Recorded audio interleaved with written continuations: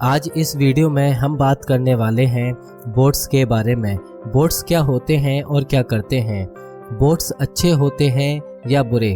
कुछ लोगों को लगता है कि बोट्स सिर्फ वही कैरेक्टर होता है जो पबजी और कॉल ऑफ ड्यूटी जैसे मल्टीप्लेयर गेम्स में गन लेकर इधर उधर भागते रहते हैं और जिन्हें हम आसानी से मार सकते हैं।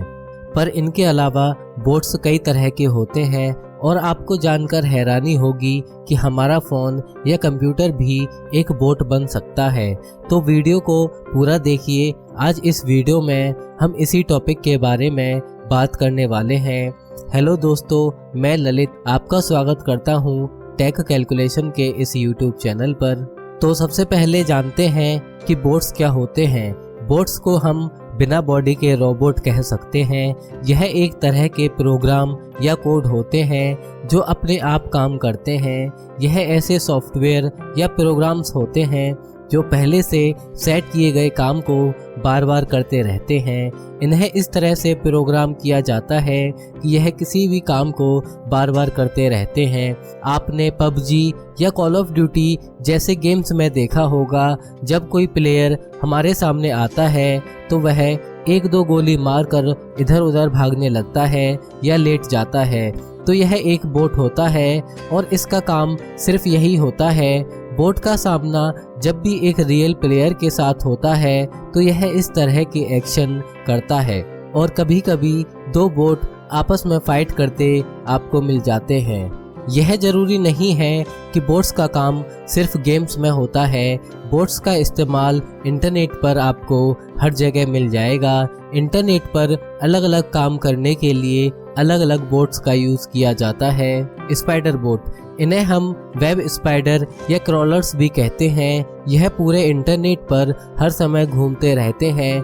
गूगल के पास खुद के स्पाइडर बोट्स होते हैं जो हर समय इंटरनेट पर घूमते रहते हैं और इंटरनेट पर जो भी लिंक आपस में जुड़े हुए होते हैं वो उन्हें क्रॉल कर लेते हैं। तो जब भी इंटरनेट पर कोई भी न्यू वेबसाइट बनती है या कोई भी न्यू कंटेंट इंटरनेट पर अपलोड होता है तो यह बोट्स उसे गूगल सर्च में शामिल कर लेते हैं। इसके बाद हम बात करते हैं सोशल मीडिया बोट्स के बारे में। तो सोशल मीडिया वेबसाइट पर बल्क में फेक अकाउंट होते हैं और वो अकाउंट बोट्स के होते हैं। सोशल मीडिया पर बोट्स का काम होता है कि वह ऐसे फेक पोस्ट या कंटेंट को सर्च करते हैं और शेयर करते रहते हैं। बस इनका यही काम होता है।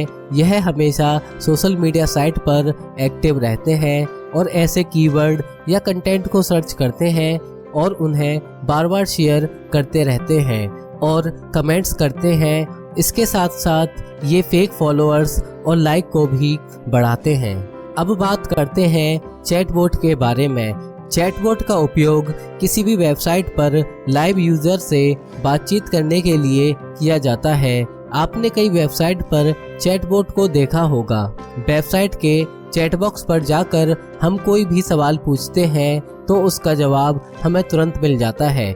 बड़ी बड़ी वेबसाइट चैटबॉट का यूज़ इसीलिए करती हैं क्योंकि उनकी वेबसाइट पर लाखों यूज़र्स विजिट करते हैं और वो यूज़र्स कुछ इंक्वायरी करना चाहते हैं या कोई क्वेश्चन पूछना चाहते हैं तो सिर्फ यूज़र से चैट करने के लिए अलग अलग एम्प्लॉई रखने पड़े। तो ऐसे में कंपनी को बहुत सारे लोगों को इसी काम के लिए नौकरी देनी पड़ेगी, जिससे कंपनी का खर्च भी बढ़ेगा।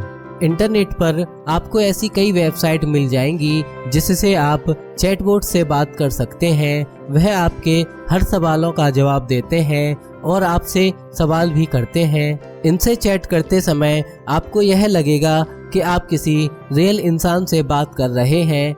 वेबसाइट की लिंक मैंने डिस्क्रिप्शन में दे दी है। अब बात करते हैं अच्छे और बुरे बोट्स के बारे में। गूगल बोट जो इंटरनेट पर घूमते रहते हैं और हमारी वेबसाइट को गूगल सर्च में लाते हैं। अगर यह बोट्स नहीं होते तो हमारी वेबसाइट या कोई भी कंटेंट सर्च में नहीं आता। तो आप खुद सोच सकते हैं कि यह बोट अच्छा है या बुरा। और कुछ बोट्स ऐसे होते हैं जो डेटा को चुराते हैं, अकाउंट को ब्रेक करते हैं और जो अलग अलग तरह की मलेशियस एक्टिविटी करते हैं, उन्हें हम बुरे बोट्स कहते हैं। अब आपको समझ आ गया होगा कि बोट्स क्या होते हैं और इनका क्या काम होता है। अब बात करते हैं बोटनेट के बारे में। बोटनेट क्या होता है और कैसे आपका फोन या कंप्यूटर एक बोट बन सकता है। बोटनेट दो शब्दों से मिलकर बना है, रोबोट और नेटवर्क, मतलब रोबोट का नेटवर्क। जब कोई भी हैकर किसी भी वेबसाइट पर डीडोस अटैक करता है, डीडोस अटैक मतलब किसी भी वेबसाइट के सर्वर पर उसकी लिमिट से ज़्यादा रिक्वेस्ट भेज दी जाती हैं, जिससे सर्वर क्रैश हो जाता है और काम करना बंद कर देता है। जैसे मान के चलिए एक वेबसाइट के सर्वर की लिमिट है कि वह एक समय में 100 लोगों को अपनी वेबसाइट दिखा सकता है, और उसी समय अगर 500 लोग उस वेबसाइट पर आ जाते हैं तो वह सर्वर डाउन हो जाएगा और वेबसाइट बंद हो जाएगी। अब अगर मैं किसी वेबसाइट पर डीडोस अटैक करना चाहता हूँ, पर मेरे पास तो केवल एक कंप्यूटर है और मैं एक कंप्यूटर से किसी वेबसाइट पर डीडोस अटैक नहीं कर सकता। मुझे डीडोस अटैक करने के लिए लाखों कंप्यूटर्स की ज़रूरत पड़ेगी, और ऐसे में मैं एक ऐसा वायरस बनाकर उसे किसी फाइल में अटैच करके इंटरनेट पर डाल दूंगा, और जो भी लोग उस फाइल को डाउनलोड करेंगे तो वह वायरस उनके सिस्टम तक पहुंच जाएगा, और उस वायरस में एक बोट छुपा होगा जो मेरे कमांड देने से चलेगा। अब मान लेते हैं कि मेरा बनाया हुआ वायरस लाखों कंप्यूटर्स में चला गया है और उनमें से एक कंप्यूटर आपका भी है। तो अब मेरे पास लाखों कंप्यूटर्स हैं जिनमें एक बोट छुपा हुआ है, और इसी को हम बोटनेट या ज़ॉम्बीज़ आर्मी कहते हैं। अब जब भी मैं बोट को डीडोस अटैक करने के लिए कमांड देता हूँ तो लाखों कंप्यूटर्स की आर्मी एक साथ उस वेबसाइट पर ट्रैफिक भेजने लग जाएंगे और फिर वेबसाइट बंद हो जाएगी।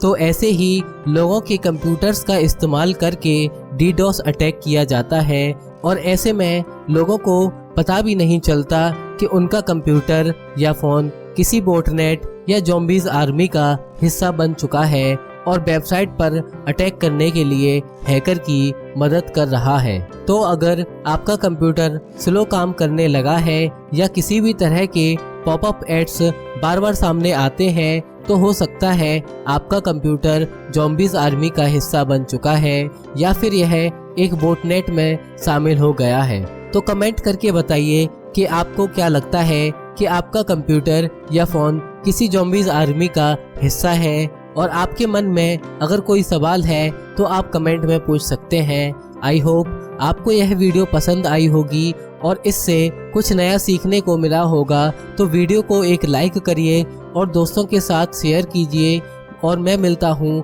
आपसे अगली वीडियो में किसी नए टॉपिक के साथ। तब तक के लिए नमस्कार।